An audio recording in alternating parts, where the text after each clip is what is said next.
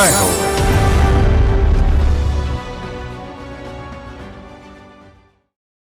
నమస్కారం. సామాన్యుల అసమాన విజయగీతిగా ఈటీవీ జైహోకు స్వాగతం. ఆమె కోయంబత్తూరులో ఓ వంటల మేస్త్రి.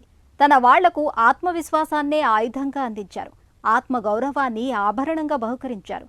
తన జాతిని జాగృతం చేసి ఉపాధి చూపారు. సగౌరవంగా జీవించే నైపుణ్యాలు నేర్పారు. పచ్చదనం నినాదంతోనే ఆకుపచ్చ లోకానికి చిచ్చు పెడుతున్న వైనాన్ని నిరసిస్తున్నారు మంగళూరులో ఓ ఆయుర్వేద వైద్యురాలు. ప్లాస్టిక్ కుండీల స్థానంలో ప్రకృతిహితమైన ఆవిష్కారాలతో ముందుకు వచ్చారు. విభిన్న స్ఫూర్తి కథనాల జైహో మీకోసం.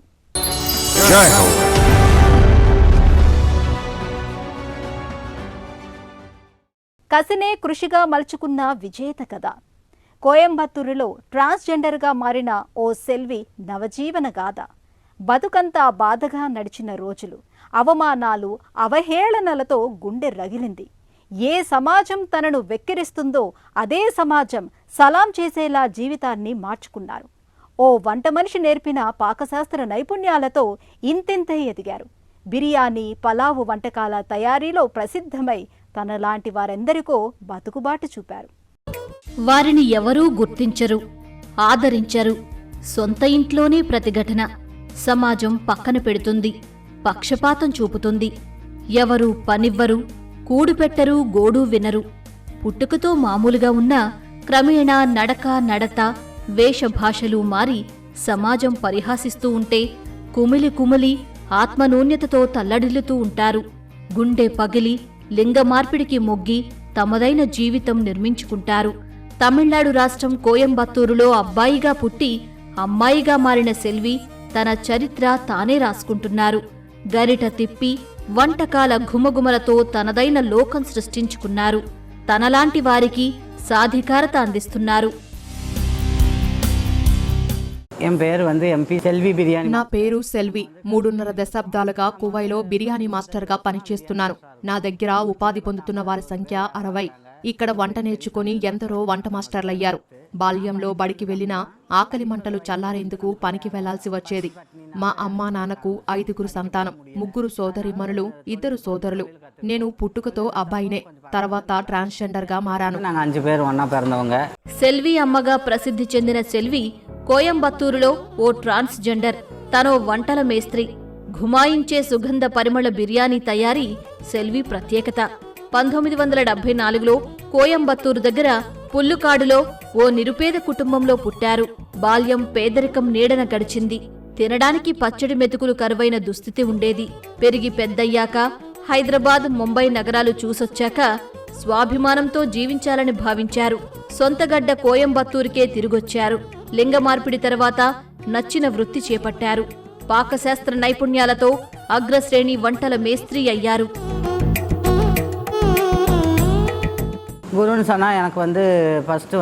మీకో విషయం చెప్పాలి.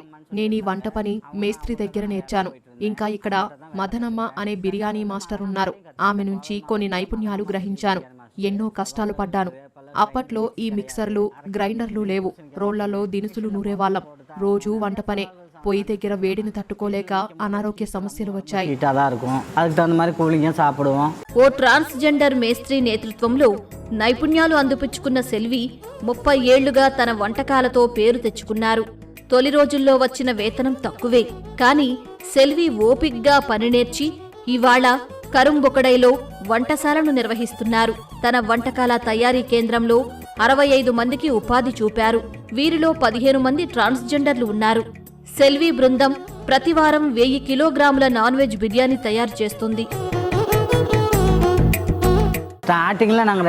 మొదట నేను 2-3 కోసం ఈ వ్యాపారం ప్రారంభించాను. గిరాకీ వస్తే ఎందరికైనా సరఫరా చేయాలన్న ఉద్దేశంతో ఎక్కువ మందికి ఉపాధి కల్పించాను. వీరిలో మహిళలు, పురుషులు, ట్రాన్స్జెండర్లు ఉన్నారు. అందరూ పనిచేస్తారు. వచ్చి వంటలు చేసి పెట్టండంటూ ఎన్నో పట్టణాల నుంచి విజ్ఞప్తులు వచ్చాయి. అలా మా బృందంతో చెన్నై, తిరునల్వేలి, తూతుక్కుడి, కన్యాకుమారి, కేరళ రాష్ట్ర పట్టణాలు, ఇంకా పుదుచ్చేరిలోని కరేకాల్, హైదరాబాద్, బెంగళూరు వెళ్లాం. ఉదయం 5ంటికే నిద్రలేవడంతో సెల్వి దినచర్య ప్రారంభమవుతుంది. తను దత్తత తీసుకున్న మాయక్కతో కలిసి ఆవులు, మేకలు, కోళ్లకు ఆహారమిస్తారు. 7 గంటలకు వంటశాలకు చేరుకుని 60 మంది బృందంతో సమావేశమవుతారు సెల్వి. వంటకాల తయారీపై సమాలోచనలు సాగుతాయి. ఆ రోజు చేయాల్సిన వంటలపై చిన్నపాటి సమీక్ష ఉంటుంది. కొలిమిలాంటి కట్టెల పొయ్యి, నిప్పురవ్వలు చిందుతూ ఉంటాయి. వేడిలో మగ్గుతూ గరిటె తిప్పుతూ ఉంటారు. తగినట్లుగా దినుసులు చేర్చి ఉడికించే బిర్యానీ తయారీని స్వయంగా పర్యవేక్షిస్తారు. என் பேரு முருகம்மாளுங்க. நான் வந்து செல்விமான்னு சொல்லி నేను మురుగమ్మాళ్ సెల్వి అమ్మ దగ్గర 25 ఏళ్లుగా పనిచేస్తున్నాను. నేనిక్కడికి వచ్చినప్పుడు నా పిల్లలందరూ చిన్నవారు. చాలా సంక్షోభ కాలంలో ఇక్కడ చేరాను. ఇప్పుడు నా పిల్లలందరికీ పెళ్లిళ్ళయ్యాయి. ఇళ్లు కట్టుకుని పిల్లలతో ఉంటున్నారు. అమ్మ దగ్గర కూతుర్ని కూడా చేర్చుకున్నాను. అప్పట్లో నేను ఓ బడిలో ఆయాగా చేశాను. నాకు నెలకు 1000 రూపాయల జీతం వచ్చేది. ఆ తరువాతే ఇక్కడ చేరాను. వీళ్ళు నన్నిక్కడ బాగా చూసుకుంటున్నారు. போனெல்லாம் எந்த ஒரு வார்த்தையும் பேச மாட்டாங்க. அனுசரித்து நல்லபடியா பார்த்து. వంటశాలలో పరిస్థితి కఠినమే. పనిలో కనికరం పనికిరాదు. రాజీ ఉండదు. బరువైన వంటపాత్రలను పెట్టి పొయ్యి వెలిగించాలి. గంటల పాటు గుండెగల్లో ఉడికే ఆహారం. ఎంతో వేడి వాతావరణం. ఏప్రిల్ మే మాసాలంటే వంటల సీజన్. ఎంతో బిజీగా ఉంటారు. ప్రత్యేక ఆర్డర్ల కోసం పనంటే రోజంతా ఉరుకులు పరుగులు. కొలిమి దగ్గర నిప్పుతో చెలిమి. వేడిలోనే అహోరాత్రాలు పనిచేయటం ఒక సాహసం, ఒక సవాలు. అలాంటి సందర్భాల్లో చెల్లించే వేతనం అంతే ఉంటుంది. బృంద సభ్యులు సంతోషంగా చేస్తూ ఉంటారు. వారితో కలిసి భోజనం, కలియదిరుగుతూ ఉంటే వెళ్లి విరిసే స్నేహభావం సెల్వికి అనిర్వచనీయ ఆనందం కలిగిస్తాయి.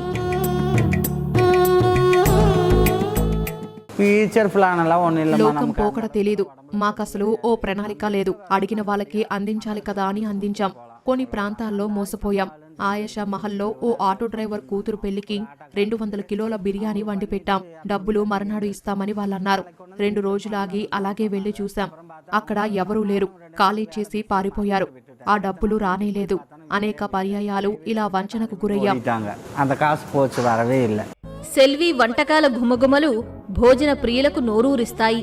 ఆ వంటల తయారీ నైపుణ్యాలే కాదు, సెల్వి మానవతా పరిమళాలు సాటి పనివారల మనసుకు తాకుతాయి. ఏ సమాజమైతే లింగ వివక్ష చూపుతుందో, ఎగతాళి చేస్తుందో అలాంటి విమర్శలు, వివక్ష నుంచి తన సమాజాన్ని కాపాడుతారు. కోయంబత్తూరులో శ్రామిక కుటుంబాల మధ్య గడిపే సెల్వి తనపై ఆధారపడిన ట్రాన్స్జెండర్స్ కు అండగా నిలిచారు. అలాంటి 15 మందిని దత్తపుత్రికలుగా స్వీకరించారు. వారి జీవనోపాధికి ఆటంకం లేకుండా, హుందాతనానికి భంగం వాటిల్లకుండా జీవనశైలి నేర్పారు సెల్వి. ఆమె 25 సంవత్సరాల విజయ గీతిక. நம்ம வேலை இல்லாத நேரத்துல ஆடு மாடு வச்சிருக்கிறோம், பூனை இருக்கு. పని దొరకని కాలంలో భుక్తి గడిచేదెలా? అందుకే మేము కొన్ని మేకలు, ఆవుల్ని పెంచాం. పాలు విక్రయిస్తే ఇల్లు గడుస్తుంది. వంట పని ఒక్కటే కాదు, మేము కిరాణా కొట్లలో పనిచేస్తాం. ఆకుకూరలు, టొమాటోలు విక్రయిస్తాం. వంట పని మీద పిలిస్తే హిందువులు, ముస్లింలు, క్రైస్తవులని చూడం. ఎవరింటికైనా వెళ్లి వంటలు చేసిస్తాం. వళగాపు, క్రిస్టియన్స్ కళ్యాణం எல்லாத்துக்கும் போகும். అంబర చుంబిత సంబరాలు, వన మహోత్సవాలు. జీవ వైవిధ్యానికి, పర్యావరణ పరిరక్షణకు వన సమారాధనలు అవసరమే. కానీ ఆశయాలకి, ఆచరణకి పొంతన లేకపోతేనే కష్టం. మొక్కలు నాటండని పిలుపునిచ్చే నేతలు వాటిని ప్లాస్టిక్ కుండీలలో పంచటాన్ని ఆక్షేపిస్తున్నారు మంగళూరులో పర్యావరణ హితకారిణి డాక్టర్ మీరా. ప్లాస్టిక్ కుండీలు, కుండలకు ప్రత్యామ్నాయంగా ఆమె కొన్ని ఆవిష్కారాలను ముందుకు తీసుకువచ్చారు. మొక్కలు నాటండని గొంతు చించుకుని అరుస్తుంటారు నేతలు. కానీ వారే ఆ మొక్కల్ని ప్లాస్టిక్ కుండీల్లో, సంచుల్లో ఉంచి పంపిణీ చేస్తూ ఉంటారు. ఆచరణలో కనపడని ఆదర్శాలు పర్యావరణానికి చేటు తెస్తున్న ఇలాంటి పరిస్థితులు మంగళూరులో సామాజిక హిత వ్యాపారవేత్త డాక్టర్ మీరాకు ఆందోళన కలిగించాయి. పొరుగు రాష్ట్రం కేరళ, కర్ణాటకల్లో కొబ్బరి పీచు వినియోగించరు. ప్రజలు పర్యావరణ హిత వస్తువుల వినియోగాన్ని ప్రోత్సహించాలని ఆమె తన సోదరి నైనారావుతో కలిసి 2022లో సంజీవని ఉద్యాన ఉత్పత్తులు అనే సంస్థను ప్రారంభించారు. వృధాగా పారవేసే కొబ్బరి పీచుతో మొక్కల కుండీల తయారీ ఈ సంస్థ ఉద్దేశం. ప్లాస్టిక్ వ్యర్థాలను బాగా తగ్గించాలన్నది ధ్యేయం. నేను డాక్టర్ మీరా. మాది మంగళూరు. ఆయుర్వేద వైద్యం చేస్తున్నాను. నేనిక్కడ 2022లో చిన్న అంకుర పరిశ్రమ నెలకొల్పాను. కొబ్బరి పీచుతో పర్యావరణ హిత కుండీలు, వస్తువులను తయారు చేస్తున్నాం. ఇక్కడ కొబ్బరి చెట్లు ఎక్కువ. నాకు గార్డెనింగ్ ఇష్టం. మంగళూరు వారికి బాల్కనీ, కిచెన్ గార్డెనింగ్ తో అనుబంధం ఎక్కువ.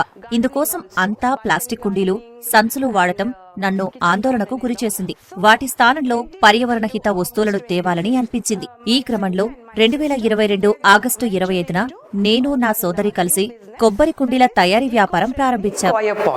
హైదరాబాద్ నుంచి తెప్పించిన హైడ్రాలిక్ యంత్రంతో కన్నూరు దగ్గర సంస్థ కొబ్బరి పీచు కుండీల తయారీ కేంద్రాన్ని ప్రారంభించింది. కుండీలు, బాల్కనీలో వేలాడే బుట్టలు ఉత్పత్తవుతున్నాయి. కేరళ నుంచి ముడి కొబ్బరికాయలను సేకరించి వివిధ ఆకృతుల్లో బుట్టలు తయారీకి వాడుతున్నారు. నగర ప్రాంత ప్రజలు ఈ ఉత్పత్తులను ఆదరిస్తూ ఉంటే తీర ప్రాంతం వారికి అవగాహన లేకపోవడంతో డాక్టర్ మీరాలో పట్టుదల పెరిగింది. అందుకే ఈ ఉత్పత్తి కేంద్రాన్ని పెట్టారు. వీటి వినియోగం పెరిగేలా జనచేతనకు కృషి చేస్తున్నారు. ఈ కుండీలను 2 అచ్చుల హైడ్రాలిక్ యంత్రం సాయంతో చేస్తున్నాం. పీచుతో కోరుకున్న ఆకృతిలో తయారు చేసుకోవచ్చు. ప్రస్తుతం 4 రకాల వస్తువుల్ని తయారు చేస్తున్నాం. వీటి ఉత్పత్తికి coir fibre sheet, latex rubber అవసరం. వీటి తయారీలో ఎలాంటి రసాయనాలు ఉపయోగించాం. కాయిర్ షీట్లను అవసరమైన పరిమాణంలో కత్తిరించడం, రబ్బర్ చెట్టు పాలను పిచికారీ చేసి తగిన ఉష్ణోగ్రత దగ్గర యంత్రంలో ఉంచుతాం. కొబ్బరి పీచు కుండీలు వస్తువులతో ప్రత్యక్ష ప్రయోజనాలున్నాయి. నీటిని పీల్చి ఎక్కువ సమయం తేమగా ఉంచుతాయి. బాల్కనీలు, ఇంట్లో పెంచే మొక్కలకు ఇవి అనువుగా ఉంటాయి. ట్రేల్లో ఒదిగిపోతాయి. 2 ఏళ్లు మన్నికగా ఉంటాయి. కాకపోతే నేరుగా వర్షంలో తడవకుండా చూడాలి. నవీన తోట పనుల్లో వాడకానికి అనువైనవి. మొదటగా నేను చెప్పేదేమిటంటే ఇవి పూర్తిగా మట్టిలో కలిసిపోయే వస్తువులు. వీటితో మొక్కలు నాటడం బహుతేలిక. ప్లాస్టిక్, మట్టి కుండీల కంటే తేలిగ్గా ఉంటాయి. కుండీ సహా మొక్కలు నేరుగా భూమిలో నాటవచ్చు. కొబ్బరి కుండీని తొలగించనక్కర్లేదు. అది సహజంగానే భూమిలో కలిసిపోతోంది. రోజూ నీళ్లు పోయవచ్చు. కొద్ది నీళ్లే సరిపోతాయి. మొక్క వేళ్లను కత్తిరించవచ్చు. ప్లాస్టిక్ కుండీలా కాకుండా ఈ కొబ్బరి కుండీలలో మొక్కల వేళ్లకు గాలి ప్రసరిస్తుంది. కేవలం కొబ్బరి కుండీల తయారీకే పరిమితం కాలేదు. సంజీవని సంస్థ తమ ప్రాంగణంలో ఉత్పత్తి చేసిన ఎరువును కుండీల్లో ఉంచి అందజేస్తోంది. మొక్కలు ఆరోగ్యకరంగా ఎదిగేందుకు ఈ ఎరువు తోడ్పడుతుంది. అలాంటి కుండీల్లో వేలాడదీసే కుండీలు ఉన్నాయి. తీగలు, అలోవెరాగా అందరికీ తెలిసిన కలబందను పెంచేందుకు వీలుగా వివిధ ఆకృతుల్లో ఉత్పత్తి చేస్తున్నారు.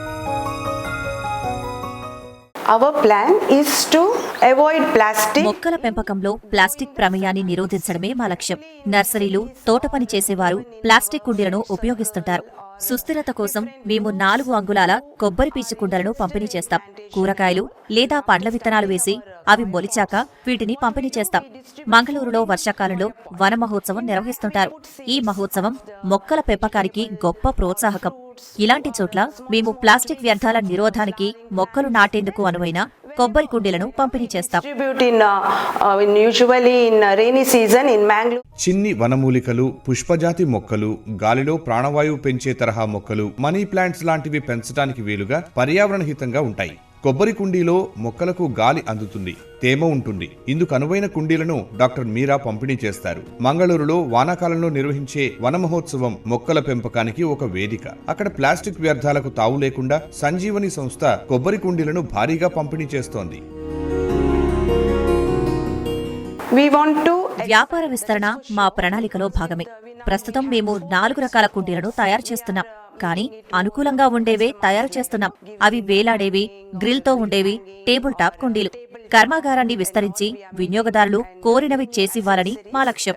మహిళా పాలిటెక్నిక్ సంస్థలతో కలిసి పనిచేయాలన్నది మా కోరిక. తద్వారా విద్యార్థులను భాగస్వాములుగా చేసినట్లవుతుంది. డాక్టర్ మీరా తీసుకున్న చొరవ వల్ల ప్లాస్టిక్ కుండీలకు ప్రత్యామ్నాయం వచ్చింది. ఇది స్థానిక ఆర్థిక వ్యవస్థను బలోపేతం చేసి ఉద్యోగావకాశాల కల్పనకు దోహదం చేస్తోంది. రవాణా వల్ల వెలువడే ఉద్గారాలను తగ్గించే అవకాశాలను ముందుకు తీసుకొచ్చింది. సంజీవని ఉద్యానవన ఉత్పత్తులు నిత్య జీవితాన్ని ఎలా ప్రభావితం చేస్తాయో సంస్థ ఉత్పత్తులే చక్కని నిదర్శనం. అంకిత భావంతో చేస్తున్న ఆవిష్కరణలు నేలతల్లిని 10 కాలాల పాటు ఆరోగ్యంగా ఉంచేందుకు మార్గం సుగమం చేస్తున్నాయి. సుస్థిర లక్ష్య సాధనకు ప్రోత్సహించే కార్యక్రమాల్లో చురుగ్గా పాల్గొంటున్నాం. కృషిరంగ, ఎయిర్ ఇండియా సంస్థలతో అవగాహన కల్పించే ప్రచారాల్లో భాగస్వాములమయ్యాం. మా కొబ్బరి కుండీల సమాచారాన్ని వారితో పంచుకున్నాం. ప్లాస్టిక్ వ్యర్థాల నిర్మూలన ఆవశ్యకతను విద్యార్థులకు బోధించేందుకు స్కూళ్లకు వెళ్తున్నాం. సమాజంలో అవహేళనకు గురవుతున్న జాతికి ఆత్మవిశ్వాసమిచ్చి అండగా నిలిచిన కోయంబత్తూరు వంటల మేస్త్రి సెల్వి, పర్యావరణ పరిరక్షణ హితంగా సామాజిక వ్యాపారవేత్తగా మారిన వైద్యురాలు డాక్టర్ మీరా ఉభయులు సత్సంకల్ప వ్యక్తులు, వినూత్న ప్రేరణా శక్తులు. వచ్చే వారం జైహోలో మళ్లీ కలుద్దాం. నమస్కారం.